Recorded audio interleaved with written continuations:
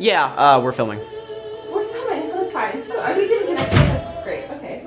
We can just. Oh. We'll just cut that, right? Yeah, we'll cut it.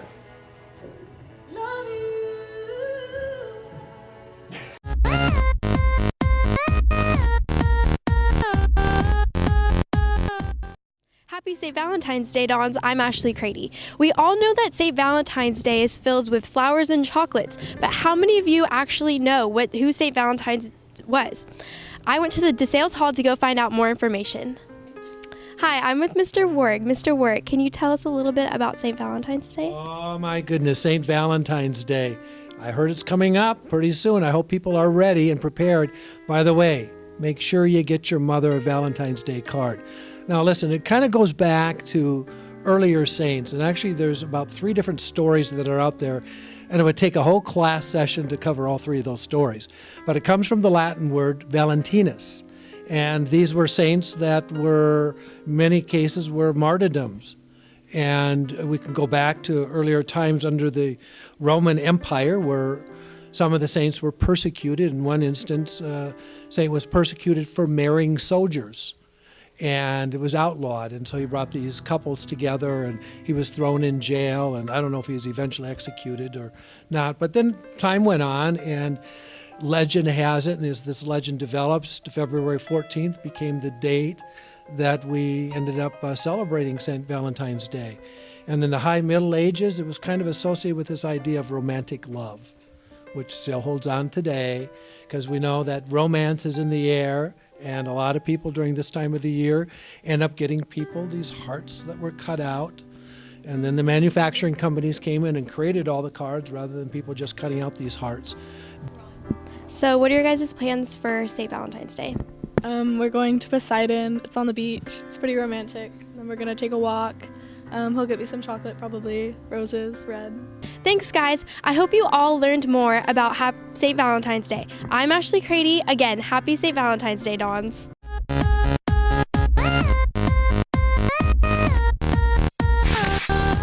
Hey Cathedral, I'm sure some of you are curious as to why there's been artwork on display in the quad behind me. I caught up with the people behind it to learn more about it. We wanted to place the chalk art in a location that was visible to the entire student body and at the same time didn't have too much foot traffic. So if we would have placed them right in front of the buildings, probably people would have stepped on them. Also, I think the location was very nice because there's this visual progression towards our chapel. And if you might have noticed that some of the saints had a stained glass background, which also ties in with our St. Therese chapel. Assistant Principal Miss Morrow invited us to celebrate Catholic School Week and to honor the 4 saints after which our academic buildings are named. We wanted the student body to get a new and artistic impression of the saints.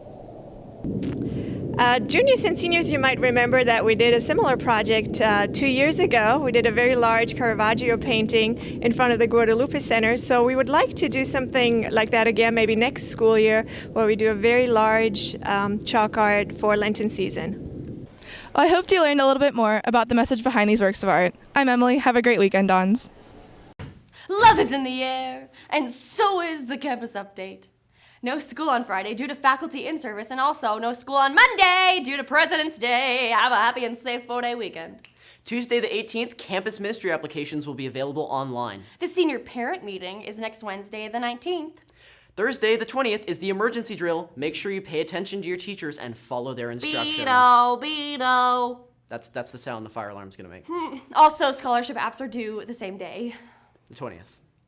Let's start off to sports.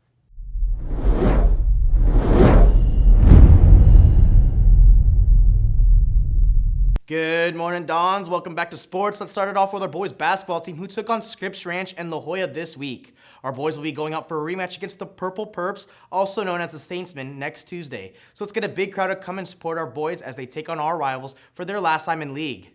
Next, we have our boys rugby team who played Saints this last week twice, beating them both times by at least 20 points each game, with tries by seniors Aaron Mitchell and Nick Gamez and Chris Maliga, and junior Adam Wilson and freshman Ryan James. They'll be playing View Park here at our Manchester Stadium tomorrow at 6, so come out and support our boys rugby team. Now let's send it over to Taylor Bibbs for more on our boys' undefeated season. All right, thanks, Matt. I'm here with the boys rugby team, Nick Gamez and Roman Neary. So, Nick, as Matt said, you guys are undefeated right now. You guys play Saturday here against View Park. What's it like, a chance to bring home our first rugby title? You know, it's a great feeling. I feel honored that we're playing, a very athletic team that we already played prior in the season, and it just feels great that we're playing here. This team is very athletic. They've been to China, New Zealand, Vegas, all for rugby, and I think it's going to be a good matchup. It should be fun. And so, Roman, high school rugby, it's a little new in California. Tell me a little bit more about that. We compete in a league that's taken the first step to making this a CIF-regulated sport. The various teams that compete in our league include St. Augustine, Del Norte, Poway, and as well as View Park, our opponents that we face on Saturday. All right, thanks, guys. Bring on that trophy on Saturday. Back to you, Matt. Thanks, Taylor. Passing along to our girls basketball team, we've been pretty busy lately, dominating their competition and leading first place in the league with a record of 17-5. Our girls went up against Lincoln last Tuesday, where our girls only won by a slight score of 81-8. They'll be taking their rivals OLP next Tuesday before our boys game against Saints, so let's come on out to support our Lady Dons. Moving on to our fencing team, who've had a pretty decent season so far, participating in a few tournaments and placing pretty well. They have another one quickly approaching, so best of luck out there. Now let's send it to Remy Jones to hear more about our fencing team. Thanks, Matt. In honor of Valentine's Day tomorrow, I'm here with three sweethearts from the fencing team, Michaela Renshaw, Joey Tazalowski, and Eugenio Veloso La Magaña Sierra. Michaela, can you tell us a little bit about your team dynamics as the team captain?